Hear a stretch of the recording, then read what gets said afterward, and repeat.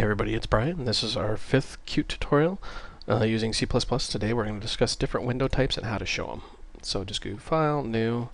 We're going to do a Qt C++ project, a GUI application. And let's just give it a path.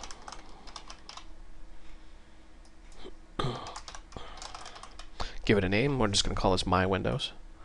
And be sure to give it a base class of QMainWindow. Choose your framework version, and sure enough, our main window is created. Now, one thing you'll note is this is the exact same thing we've seen before. You've got menu, toolbar, and I don't know if you can see it down here, but we have a status bar, and we have an action windows, and let me get that so this is expanded a little bit. Now, this is the QMainWindow. What is a main window? Well, a main window is what you're looking at right now. Qt Creator was actually built using Qt, so this big window, Qt Creator, with all these buttons and menus and everything, this is actually a QMainWindow. Now we're going to discuss later what's called a dialog. So when you say about Qt Creator, this is a dialog. And then you have things like this button and this picture and these little things. These are called QWidgets. Now back to our main window. Just select menu, type file. We're going to actually make a menu item, and we're going to say new window. Notice how when you do that, it creates an action down here, and if you kind of expand this out, it says action new window. What is an action? You see it here, you see it here. Well, what you can do is you can take this action, drag and drop it onto the toolbar, and you can give it like a picture and all sorts of other interesting stuff, make it checkable, shortcuts, all that. But for this tutorial, just drag and drop it on the toolbar. So now you have it in two locations. Now what an action does, it allows you to trigger an event. So right click it in the action window, go to slot, see where it says triggered, just hit OK, and it generates the code right here. So when you click either the menu item or the toolbar item, it's going to trigger this bit of code right here. Now, let's just save our work, run it. Just want to show you what this looks like. Now, when you click, nothing happens because there's nothing in our code. But you can see how the action is reused. And you have done zero coding to make that happen. You can also take this toolbar and drag it around the window. Attach and detach it. You can even detach it right off the application and reattach it back in.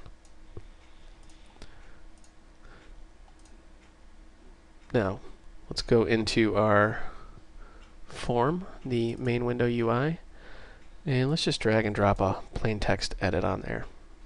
Now, a plain text edit is a big text editing field, similar to what you see right here. Let's go into our main window. Let's go up to the creator actually, and we're going to do set central widget, and we're going to say UI plain text edit. Now what does that do exactly? Well, the typical role of a main window is to display a central widget, or like an editor. So that's exactly what we're doing, is we're saying the central widget is the plain text edit. So it'll take up the majority of the screen space on that window. And sure enough, there's our new window, and we have a text editor built right in. It has scroll bars and all sorts of other goodness. And let's just, want you to see it word wraps and scrolls. Pretty neat, huh? That is the QMainWindow and its basic functionality. Now what we're going to discuss is model and model-less dialogues. There's only one type of dialog, but there's different ways of showing them.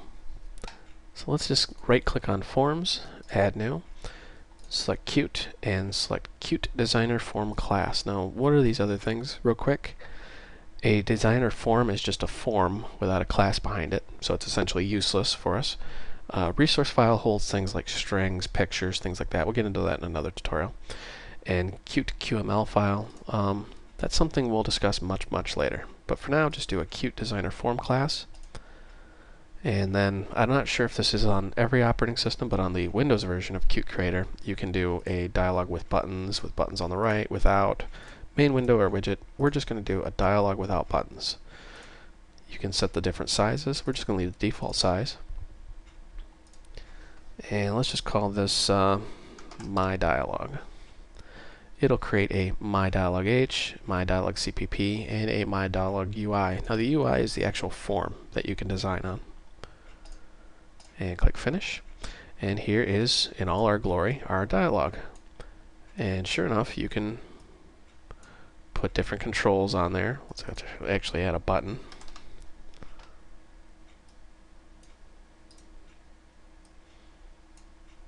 Yeah, you can just drag and drop controls around, do pretty much whatever you want. We'll cover all that in other tutorials. But for right now, we're just concerned with how do we show these. Let's get that out of there.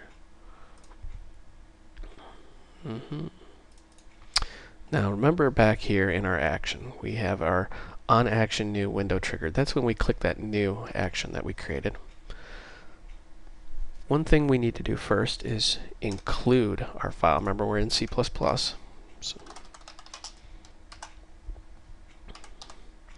include My Dialog H. My Dialog, and we're just going to call it M Dialog.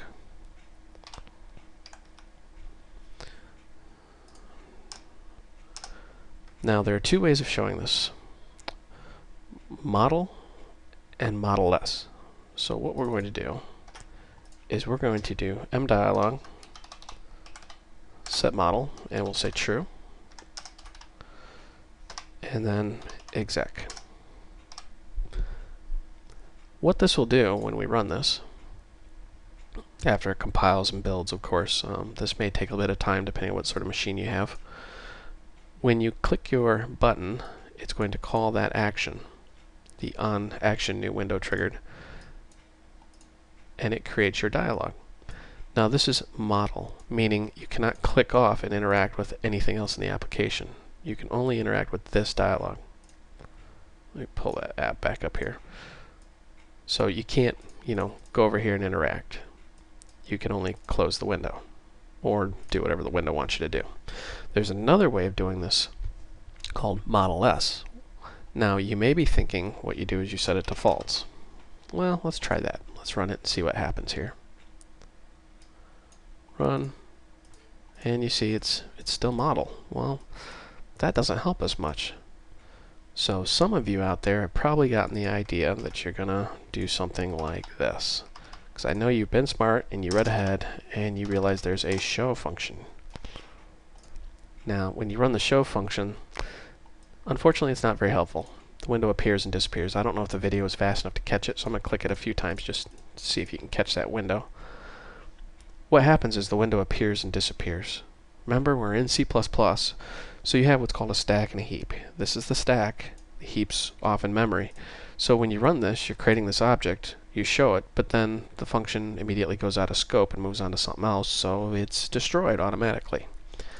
So if you want to show this and keep it open, go into MainWindow.h. We're going to need to also include. Help if I could spell include.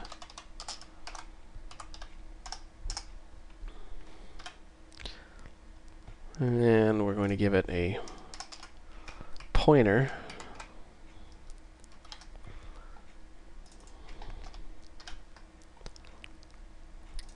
Back in here, and let's just get rid of this stuff.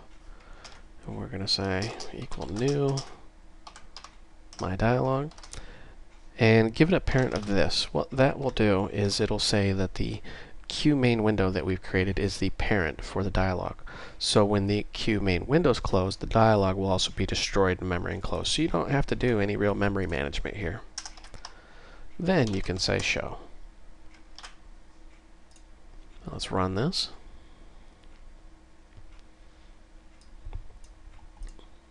And here's our other dialog, and you notice how we can interact with both windows at the same time. You can even spawn multiple windows and interact with any of them however you want. Pretty interesting stuff here. So once again, what we've covered is the QMainWindow. For example, you're seeing it in this tutorial, this QCreator, and dialogues. For example, this About window. This is Brian. I thank you for watching. I hope you found this video educational and entertaining.